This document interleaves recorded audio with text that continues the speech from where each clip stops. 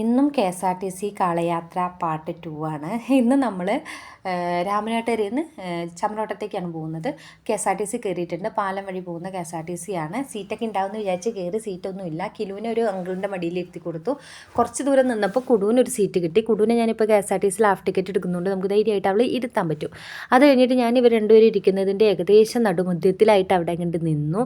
അത് കഴിഞ്ഞ് നമ്മളിതാ ചമ്രോട്ടത്ത് എത്തിയിട്ടുണ്ട്. അപ്പോഴേക്കും കിലുവിനൊക്കെ ദാഹിക്കുന്നുണ്ടായിരുന്നു കേട്ടോ. ബാഗും വെള്ളമൊക്കെ എൻ്റെ കയ്യിലല്ലേ, പിന്നെ ഒരാളുടെ മടിയിലിരിക്കുമ്പോൾ നമുക്ക് അങ്ങനെ പറ്റില്ലല്ലോ. പിന്നെ കിലു ഉറങ്ങായിരുന്നു കേട്ടോ. അത് കഴിഞ്ഞ് നമ്മളിനി നേരെ എൻ്റെ വീട്ടിലേക്ക് പോകണം. അപ്പോൾ ആദ്യം ഒരു ചെറിയ ബസ്സും കൂടെ കയറാനുണ്ട്, ഒരു 10 മിനിറ്റ് യാത്ര. അത് കഴിഞ്ഞിട്ട് കുറച്ച് നടക്കാനുണ്ട്. അപ്പോൾ നടക്കാൻ ഇവരെയും കൊണ്ട് എനിക്ക് പറ്റും തോന്നുന്നില്ല, ഇവർക്ക് അത്രയും ടയേർഡായിട്ടുണ്ട്. അപ്പോൾ അതുകൊണ്ട് നമ്മൾ ഓട്ടോ വിളിച്ചു. അങ്ങനെ നേരെ വീട്ടിലേക്ക് പോവുകയാണ്. അമ്മേനോട് പറഞ്ഞു എന്തെങ്കിലും കനത്തിൽ ഉണ്ടാക്കിയ ചമ്മയെന്ന് പറഞ്ഞു. കാരണം ഭയങ്കര ട്രാഫിക് ബ്ലോക്ക് ആയിരുന്നു. ഈ റോഡ് മൊത്തം കുത്തി പൊളിച്ചിട്ടിട്ട് മനുഷ്യന് വിശന്നിട്ടും പാടില്ല. കഴിക്കാനാണെന്നുണ്ടെങ്കിൽ സീറ്റ് ഉണ്ടെങ്കിലല്ലേ കഴിക്കാൻ പറ്റുക.